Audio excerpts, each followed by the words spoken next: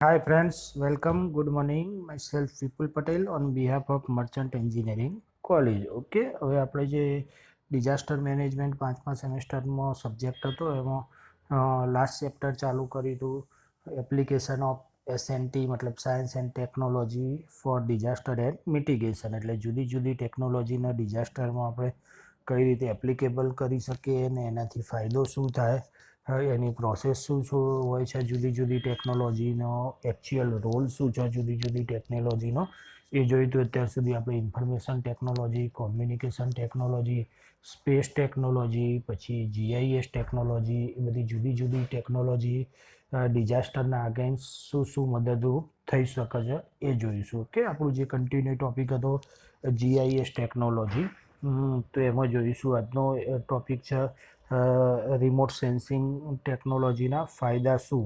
Remote sensing technology કોઈ બી use કરીએ તો ડિઝાસ્ટરમાં શું મદદરૂપ થઈ શકે, કોઈ બી વસ્તુ આપણા માટે એડવાન્ટેજીસ હોય બીજા કરતાં તો જ આને આપણે એપ્લિકેબલ કરી શકીએ. ઓકે, તો એડવાન્ટેજીસ ઓફ રિમોટ સેન્સિંગ, જે રિમોટ સેન્સિંગ ટેકનોલોજી છે શું શું મદદરૂપ થઈ શકે. તો એનો પહેલો એડવાન્ટેજ છે સેવ ટાઈમ, એટલે આપણા સમયની બચત કરશે. ડિઝાસ્ટરમાં કોઈ બી જગ્યાએ ટાઈમની બચત થાય તો આપણે મેક્સિમમ ડિઝાસ્ટરની અસરો ઓછી કરી શકીએ. User of technology do not have to be direct contact with danger zone, એટલે યુઝર ઓફ ટેકનોલોજી કે ટેકનોલોજીની મદદ થી આપણે જે ડેન્જર ઝોન આપણને ખ્યાલ પડે કે ટેકનોલોજીના મદદથી અથવા ફોરકાસ્ટિંગના મદદથી કે આ જગ્યાએ મેક્સિમમ ડિઝાસ્ટરનો ડેન્જર પોઈન્ટ છે. સપોઝ ભૂકંપની તીવ્રતા હોય, પછી સાયક્લોન ક્યાંથી ઉદ્ભવતું હોય છે, પૂર ક્યાંથી આવવાની પોસિબિલિટી છે, તે બધા ડેન્જર ઝોન એરિયા કહેવાય. તો એ જે ટેકનોલોજીના ફોરકાસ્ટિંગ અથવા આગાહીથી આપણને ખ્યાલ આવે તો તે જગ્યાએ આપણે એની અસર ઓછી કરી શકીએ અને ત્યાંથી લોકોને બચાવી શકીએ. So image of very large area and land or space, એટલે તમને ખબર જ હશે સેન્સિંગ ટેકનોલોજીના ફોટોગ્રાફથી તમે કોઈ બી વિશાળ એરિયાની ઇમેજો અથવા જમીનોની ઇમેજો મોકલી તમે ઘણી વખતે ભૂકંપમાંથી જોતા હોય છે કે હેલિકોપ્ટરથી જુઓ તો બધું તમને નીચે દેખાય. અથવા જો જે સ્પેસ ટેકનોલોજીની મદદ છે તો આખાના આખા એરિયાનો તમે થર્મલ ઇમેજો મળી શકે છે. Detect feature at wavelength not visible to the human eye, એટલે કે અમુક તરંગ લંબાઈઓ હોય કે ભૂકંપ હોય તો એમાં કંપનો થતા હોય તો એ આપણે જોઈ શકતા નથી, એ પણ સેન્સ થતા હોય છે ટેકનોલોજીમાંથી. Data can be regularly and routinely acquired and એચ્યુ, રેગ્યુલરી ડેટા મળતા હોય છે ફોરકાસ્ટિંગના. The most effective data set for monitoring change over large area, એટલે મોટા પ્રમાણમાં ડેટા મોટા એરિયાનો મળી શકે છે. Can assist with damage assessment monitoring, એટલે કે જે ડેમેજ છે એને મોનિટરિંગ કરવા માટે મદદરૂપ થઈ શકે. તો આ બધા એના એડવાન્ટેજીસ થયા કે ટાઈમની બચત થઈ શકે, મોટા પ્રમાણમાં ઇમેજો મેળવી શકે, ડેન્જર ઝોનનું હોય જે ડિઝાસ્ટરનું ત્યાં જઈએ ના, તો આ બધા ફાયદા છે રિમોટ સેન્સિંગ ટેકનોલોજીના. સાથે સાથે એની લિમિટેશનો બી આપેલી છે. It can be costly and operate at remote sensing technology, કે બહુ ટેકનોલોજી બહુ મોંઘી હોય છે. એ તો ખબર જ હશે કે જુદી રિમોટ સેન્સિંગ ટેકનોલોજી હોય તો એના જુદા જુદા ઇક્વિપમેન્ટ હોય, એ કંઈક જગ્યાએ આપણા ત્યાં બનતા હોય અથવા બહારથી બી આપણે એક્સપોર્ટ કરવા પડે, તો એના લીધે આ ટેકનોલોજી બહુ મોંઘી થશે. Data can B difficult to interpret and May required expert skill, એટલે કે જુદા જુદા એક્સપર્ટો જ રિમોટ સેન્સિંગ ટેકનોલોજી માટે જરૂર પડે. રિઝોલ્યુશન ઇઝ ઓફર્ડ કોર્સ, એટલે ઘણી બધી ઇમેજો રિઝોલ્યુશન બહુ જુદા જુદા હોય છે, એટલે વારે ઘડી ઇમેજો લેવી પડે.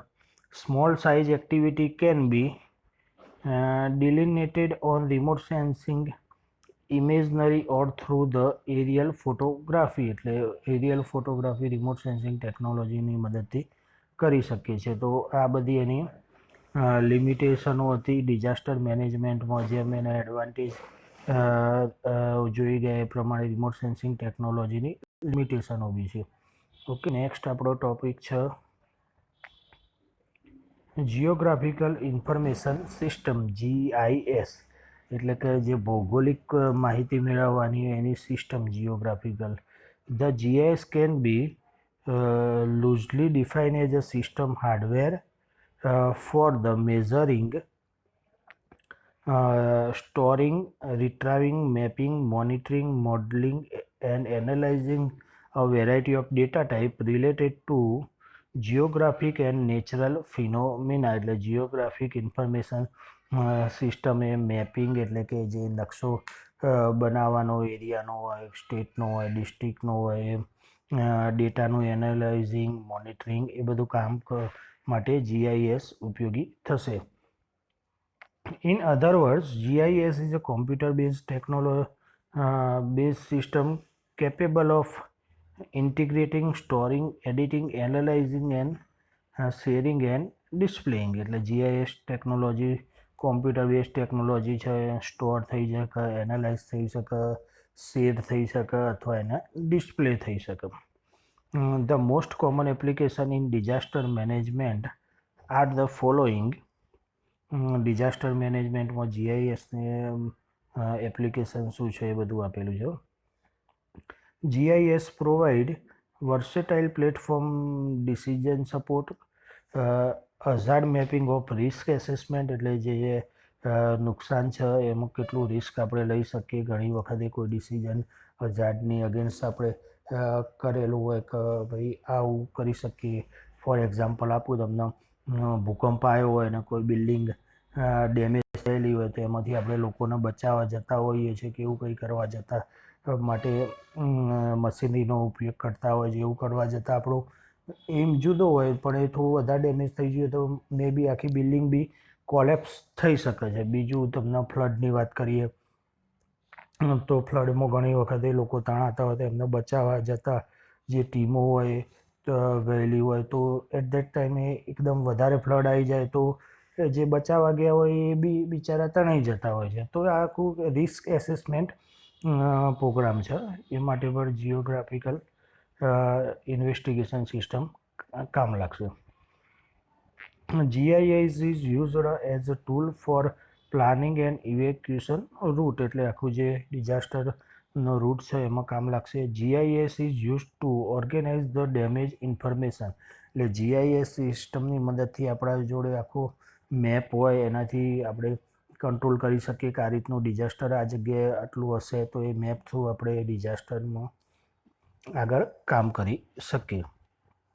GIS facility the calculation of emergency response time for emergency planner in the event of natural disaster, એટલે કે GIS facility the calculation of emergency response, કોઈ ટેકનોલોજી છે GIS જે જિયોગ્રાફિકલ ઇન્ફોર્મેશન સિસ્ટમ એના જોડેથી આપણે માહિતી અથવા ડેટા અવેલેબલ હોય તો ઇમરજન્સી ટાઈમે કોઈ ડિસિઝન લેવું હોય તો કામ આવી શકે.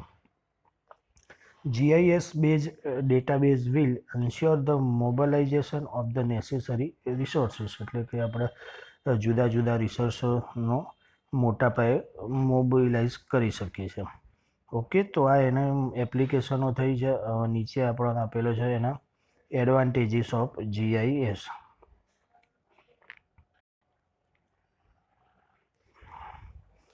GIS has the ability to represent the spatial information over a wide geographical area, એટલે GIS શું થશે, વાઇડ જિયોગ્રાફિકલ એરિયામાં આપણને એકચ્યુઅલ માહિતી રિપ્રેઝન્ટ કરશે. GIS effectively analyse, collect, manage and distribute up to date information, એટલે કે બધી માહિતીનું પૃથ્થકરણ એનાલાઇઝ કરશે, ભેગી કરશે અને ડિસ્ટ્રીબ્યુટ કરીને આપણને વ્યવસ્થિત અપડેટ ટાઈમસર આપી દેશે. GIS is versatile and easy to use, એટલે GIS એકદમ ઇઝીલી કામ કરી શકે છે. Information from GIS can be easily tabulated, એટલે જે માહિતી મળી હોય એને ટેબ્યુલેટેડ ફોર્મમાં મૂક્યું હોય તો બી કામ થઈ શકે છે. તો આ બધા GIS સિસ્ટમના એડવાન્ટેજીસ હતા કે માહિતી કલેક્ટ કરે, પૃથ્થકરણ કરે અને ડિસ્ટ્રીબ્યુટ કરીને વ્યવસ્થિત અપડેટ કરે છે. ઓકે, સેમ એ રીતે એની લિમિટેશન બી આપેલી છે. Major impact on life of people, economy and environment, એટલે જે બહુ મોટી લોકોની એન્વાયરમેન્ટ અને ઇકોનોમી ઉપર અસર કરશે. GIS being a technology tool can be complex and bit difficult to grasp initially. Large amount of information is usually required to get useful output from the system. તો આ બી એની એક લિમિટેશન થશે. The decision making process may be stalled during emergency, કે emergency ટાઈમે આપણે decision making process કરી શકીએ, એટલે કોઈ બી ડિસિઝન લઈ શકીએ. ઇન્ટિગ્રેશન ઓફ રિમોટ સેન્સિંગ એના GIS, એટલે રિમોટ સેન્સિંગ ટેકનોલોજી એના જિયોગ્રાફિકલ ઇન્ફોર્મેશન સિસ્ટમ, આ બંને ટેકનોલોજીને આપણે કમ્બાઈન કરીને કઈ રીતે એના ડિઝાસ્ટરમાં યુટિલાઇઝ કરી શકીએ છીએ. Okay, the integration of satellite data into geographical information system GIS is one of the great ideas that focus on rapid acceptance of GIS technology into the geographical information oriented to, મતલબ કે આ બંને ટેકનોલોજીને આપણે combine કરી શકીએ તો શું એડવાન્ટેજ થશે, બરાબર. GIS અને રિમોટ સેન્સિંગ ટેકનોલોજી એકબીજાની અરસપરસ કામ કરતી હોય છે. The integration of satellite data into geographical information system is one of the great ideas that focus on the rapid acceptance of GIS technology in the geo information oriented application and environmental support. એટલે કે બંનેનું integration કરવામાં આવે તો એ આપણને એકદમ rapid આખી system ઊભી થશે અને એપ્લિકેશન એન્વાયરમેન્ટલ પોઈન્ટ ઓફ વ્યૂમાં કામ થશે.